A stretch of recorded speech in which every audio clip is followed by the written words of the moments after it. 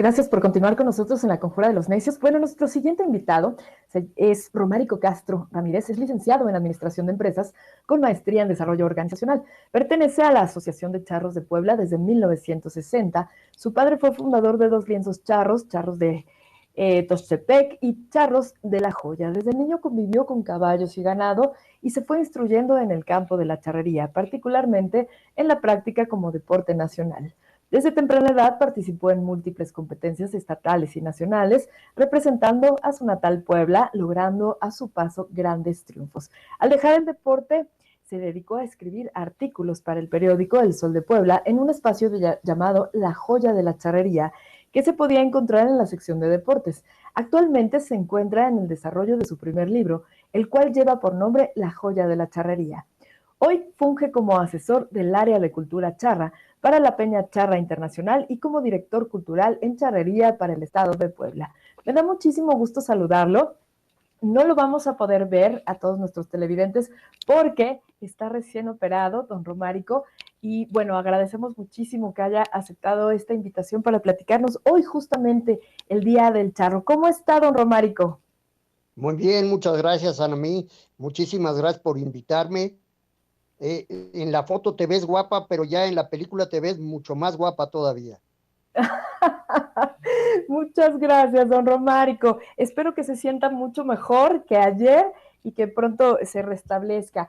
Hoy, bueno, me da mucho gusto, lo quiero felicitar porque también hoy es su día. Muchas felicidades por esta trayectoria, por estos años de práctica deportiva del deporte nacional. Y bueno, quisiera que nos platicara un poco sobre la charrería. Con todo gusto.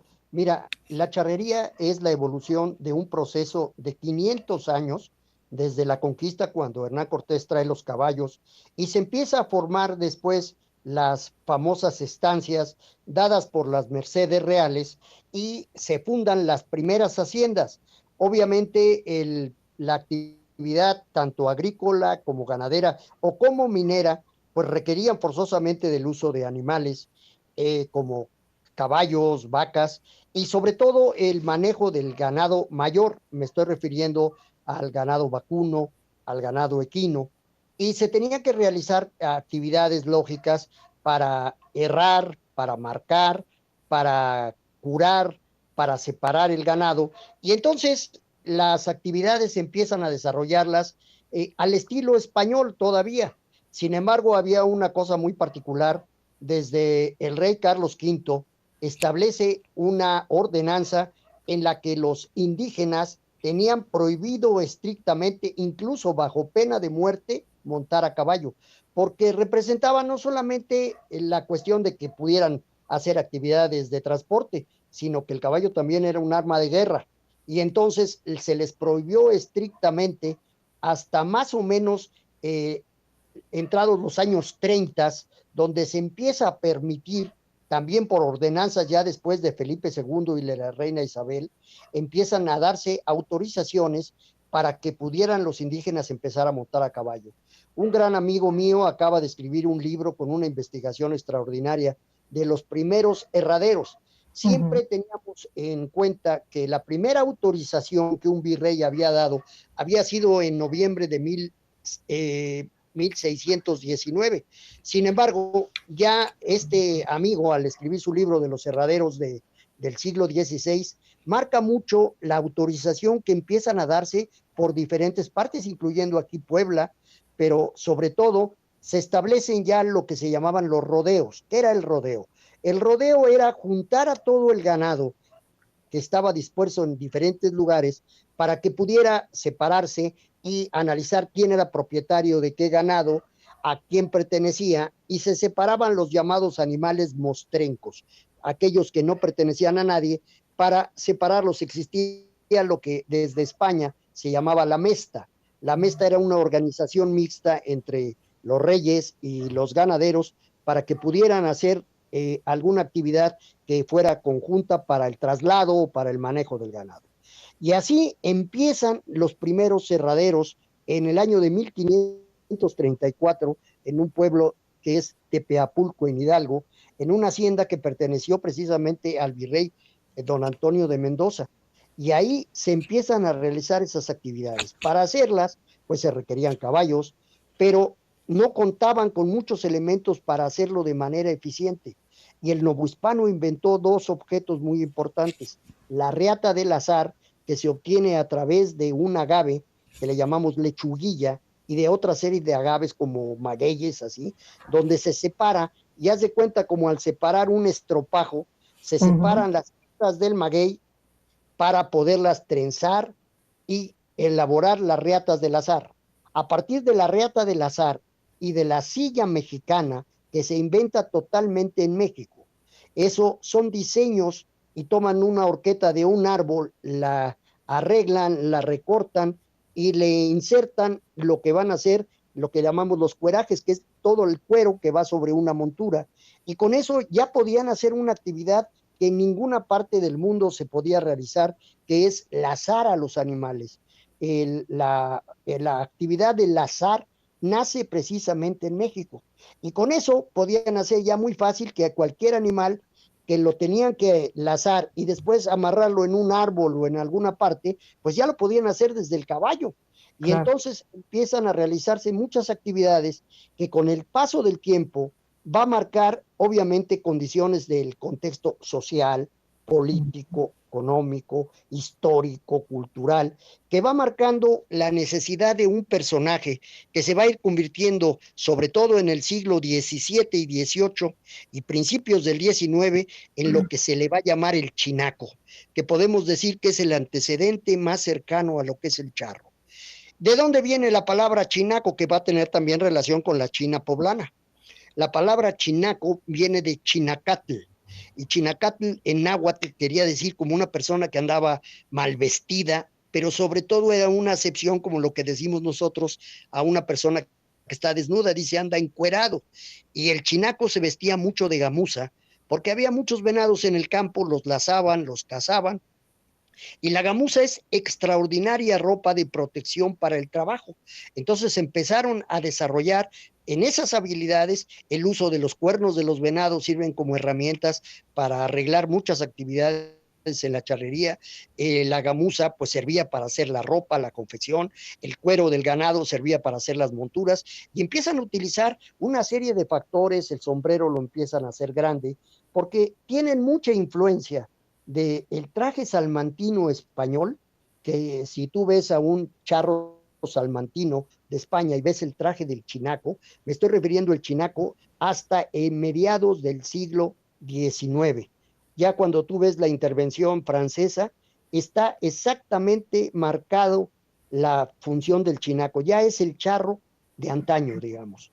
Tiene ya las monturas, la ropa, pero con la llegada de Maximiliano de Habsburgo, esto empieza a tomar un giro completamente diferente.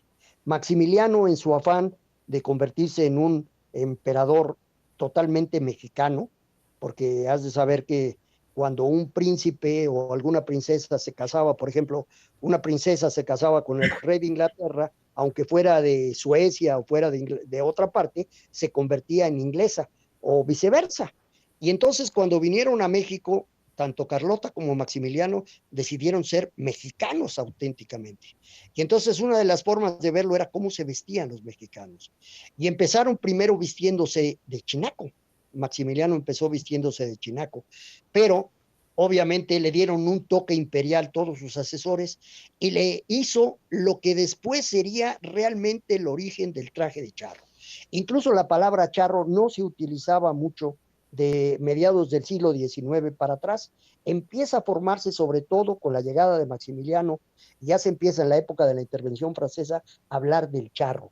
Y se empieza a hablar del charro como una evolución de lo que fue el chinaco, pero con algunas adaptaciones, sobre todo del lado de los hacendados. Los hacendados empiezan a marcar mucho la manera como se vestían, sobre todo basados mucho en el protocolo de la corte.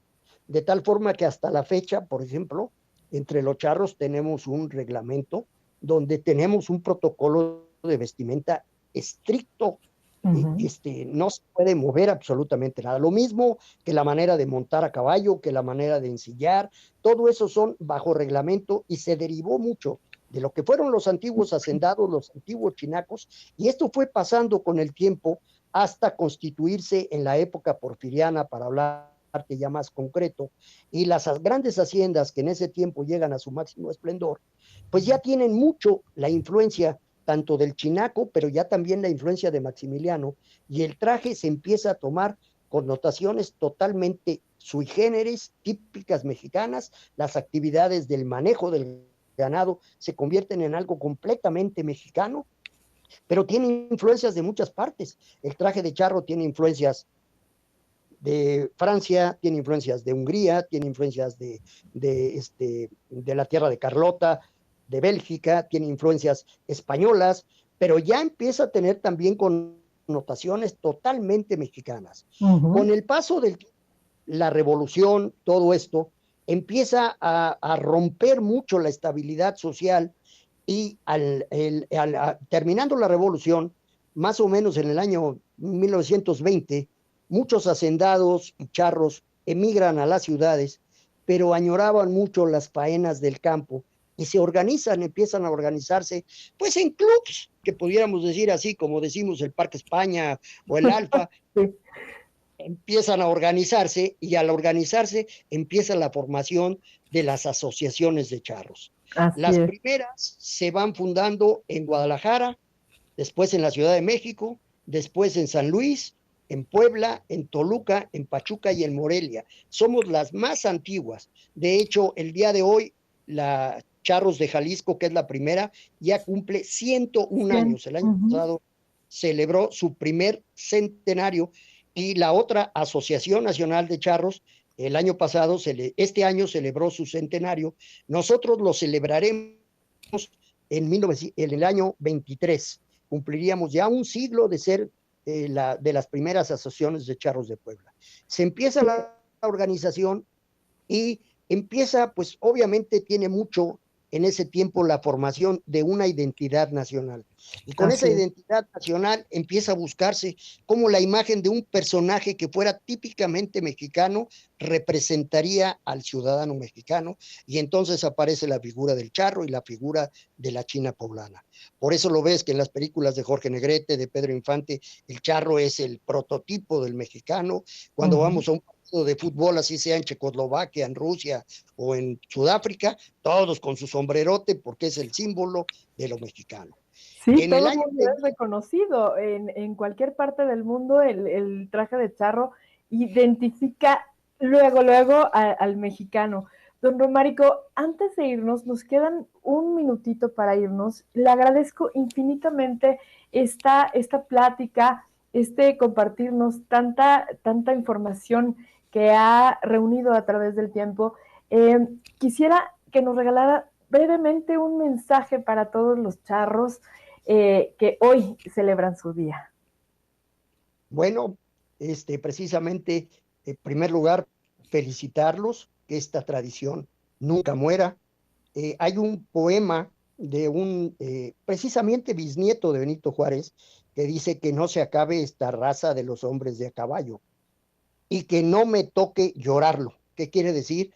Que felicito a todos los charros, que se preserve esta tradición, que además es patrimonio cultural inmaterial de la humanidad por la UNESCO, y que nos identifica en México, y que lo proteja no solamente ahora, sino que debe ser una tradición que tenga una visión de futuro para muchos siglos más. Felicidades en este Día del Charro. A tus órdenes, Ana. Muchísimas gracias, don Romárico. Le mando un abrazo bien fuerte y que se restablezca muy pronto, y esperemos que en otras ocasiones pueda estar aquí en La Conjura de los Necios. Muchas gracias.